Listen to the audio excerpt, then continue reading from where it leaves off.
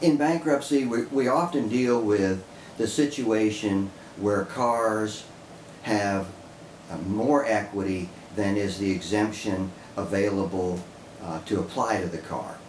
So I'm going to talk for a minute about ways that we can deal with that situation. First of all, let's just real quickly define what we mean by equity. And equity is simply taking the value of the item, in this case the car, minus what is owed on it. So if somebody owns a car that's worth $5,000 and they have a $3,000 car loan, $5,000 minus $3,000, their equity in the car is $2,000. So what do we do in a situation where the amount of equity in the car is greater than the amount of exemption that we have to apply to it? Because if we don't do anything, they're going to owe the trustee that non-exempt equity amount. So there's several things that we can do. I'm going to talk about two which are probably the most common. One is the individual can trade the car in on a new car, newer car, just to make sure that they don't end up with more equity in the new car than they have exemption. And we do that very, very often.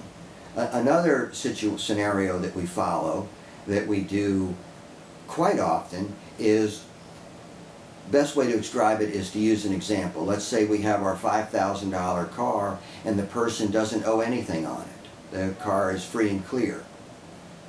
Well, so we've got $5,000 of equity. We've got $1,000 of exemption, so we've got $4,000 of non-exempt equity. The easiest way to eliminate that is to take out a loan using that car as collateral. So if you take out a $4,000 loan on the car, using the car as collateral, then we end up with a $5,000 car minus the $4,000 that's owed, leaving $1,000 of equity, and we have $1,000 of automobile exemption. So there is no non-exempt equity in the car. Now, if you take out a loan in that scenario, you now have $4,000 sitting in the bank, which is in and of itself non-exempt money. So there's another video where we talk about the differences between exempt money and non-exempt money and how to deal with that, and follow up with that video to see how to deal with that $4,000 of now non-exempt money. Always keep in mind that in discussing these things, we're talking in generalities. And as I say all the time, there's no place where the old phrase, the devil is in the details, is more applicable than in bankruptcy.